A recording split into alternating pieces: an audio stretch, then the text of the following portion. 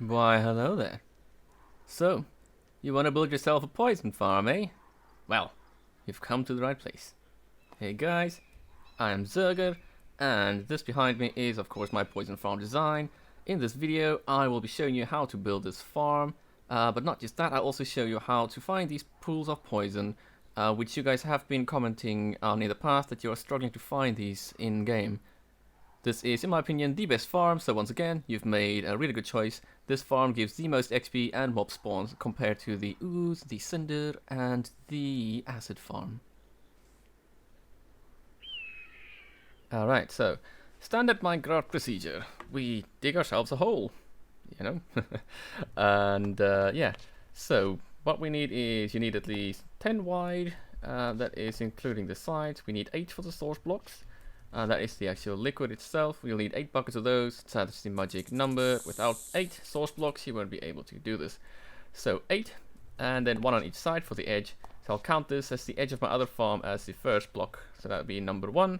So then we start from here. So here we put our 8 blocks, which is to be the base, if you will, for the liquid.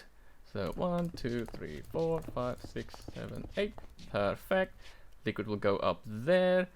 And then, so with the liquid being here, the other spawning requirement, apart from 8 blocks of liquid, is they need 1 free air block above them. So this needs to be free above them, which means that we can close this off, make a nice little roof for ourselves. There we go, that's nice. Now we just close this off with some glass. You don't need to, I just like glass. So let's do this with glass so we can kind of eyeball them when they spawn. There we go. Ba, ba, ba, ba, ba. Nice. That is almost all done. And now the other thing we need is slabs. This is to keep the liquid in, and also so we can hit them in the ankles when they spawn. Cool. That is almost 100% done. The other thing which is important is adjusting your floor. This is so we are below the slab, so that we can effectively get to them. And also that we can hold in shift so that we can pick up all the items when we are hitting them, so we don't need to right click all the time, because that is annoying. Also, if you have like any torches in your hand, you'll put down the torch, you know, if it's in your offhand or whatever, and you'll end up wrecking the farm. Perfect, so that is that done. Now then, finally, let's put down our source blocks, 8 like I said, so we start here. 1, 2, 3, 4, 5, 6, 7, and 8. Perfect. If they don't spawn, guys, just keep an eye out. If you see any flowing blocks, just by eyeing it from here, then you know that that source block is not placed right. So, for example, let me destroy this one here. If you look here and they're not spawning, you see that happening, you know that the one they're flowing towards, that is not a source block. So you must have double placed or something has happened with that. So just place that again. And la-di-da, there we go. That is all in working order. Now I'm just going to sit around here for a bit until they spawn, so you can see, yeah, they do spawn. This basically is my favorite farm, like I said before. They spawn in, you know, in good amounts. They give loads of XP. They also yield this stuff in this chest here. So from this farm you will get, apart from XP of course, you'll get slime balls, mushrooms, you'll get the red and the normal one, the brown mushroom. You also get coal, rotten flesh, poison gland, and heart crystals. You'll also get random other loot, of course, from special types, and you'll also get blight spawns in here, which obviously drops loads of XP, so that's really cool.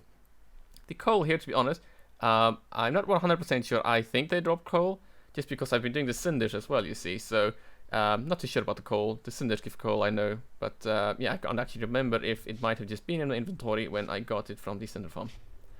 Perfect. Now let's just sit around here for a moment. You'll see they'll start spawning, and then we can basically start chopping their ankles off. Nice. Well, that didn't take very long. There they are. I can see nice. That's an okay batch. Spawn-wise, how many have we got in there? Looks like about 6 or so. 1, 2. I can't see with these wings everywhere. 1, 2, 3, 4, 5, 6. Yes, it looks like 6 in there. That's a pretty standard batch. Like they spawn, they do sometimes spawn in smaller numbers, like 3 and so on. Which isn't the best, but anyway, they normally spawn in high amounts, which is what I love. So, with them all spawn like this, you should be nice and safe. You should be able to pop down here, and we can simply start chopping them in the ankles like this.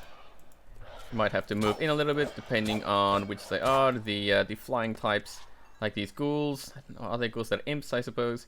They tend to bob towards, you know, up into the corners, so you'll just need to go at an angle to get them. But the rest of them, you can just kind of chop them the ankles like this, and you will see all of the stuff will drop here right in front of me, and we can just hold shift and kind of move past here. As I said, shift past here. Let's have a look. Hold on shift, pick all that good stuff up. If there is some stuff left, let me see. No, there's nothing left. Sometimes you get some stuff that kind of bobs around on the water. They kind of float around. You can just, while holding shift, just press space here, jump, and you can just pick up everything that way, and then pop it in your chest. Nice and simple like that. The only thing that you will sometimes get, of course, is you will get the special types. So you get some guys will have like burning thorns and withering, and the guys that will be sticky, so you'll end up dropping your weapon every now and then. But apart from that, this is perfectly safe. The only thing, of course, that you have to be aware of is as you kill these guys, you will start stirring up chaotic energy, and you know those chaos type elementals will spawn. So build this room in an enclosed space, build it in a small room preferably, so that they tend to spawn outside. Otherwise, if it's a big room like this, you know, the chaos elemental will spawn and they will end up hitting you, and you know, it'll end up sending you bouncing all over the place. So that's the actual build complete. Now on to the harder part, which is, of course, the actual poison bucket itself. This means you'll need to find some of these pools of poison on the surface or underground. They spawn underground as well, so you can take your 8 buckets and go scoop them up. Back in the day, I used to find these in the dark forest biome. They seem to have changed. The dark forest biome seems to now have become the roofed forest biome. It's basically the same thing. It's a dark old forest, stuff spawns, you find these pools of acid there. The other place where you find these are kind of scattered all over, are the defiled lands biomes. I've only learned this recently, but the defiled lands is not a single biome, they are different biome variants, and you can find these pools of poison in these, but not all of them. So just a bit of a heads up, I have found that in some of these you don't actually find these pools of poison. I don't know what's changed, maybe it was never that way, I don't know, because I've only recently learned there are different types. But yes, you will find these in these, if you're lucky, in these defiled land biomes. And then finally is the swampland. So the swampland is of course its own biome, there are different variants. So the swampland is where I have found some of these, can't confirm. I don't know what other variants there are of these swamplands, but I found it in the lush swamp variant, which is obviously a variant of the swampland. There are probably other types in there, I don't know, haven't seen them all. And those are currently the places where I know you can find this stuff for sure. If you guys find them in other biomes, please feel free to put them in the comments so that other people know as well. That'd be much appreciated. And then lastly, this is very important because if you guys don't know this, you can identify the biomes you're in by just building a compass. Hold the compass in your hand, you see that it shows you what biome you're in. So if you weren't sure if you were in a roofed forest or whatever biome, yeah, just get your compass and you can see in which biome you are if you have a chance of finding this stuff. Perfect.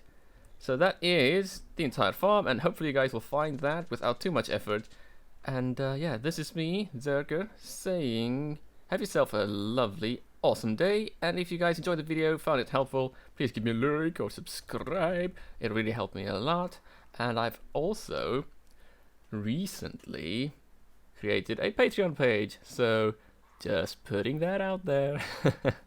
But of course, if you guys feel free just to give me a like, comment or subscribe, whatever you want, that would be awesome. And you guys have yourself an awesome day.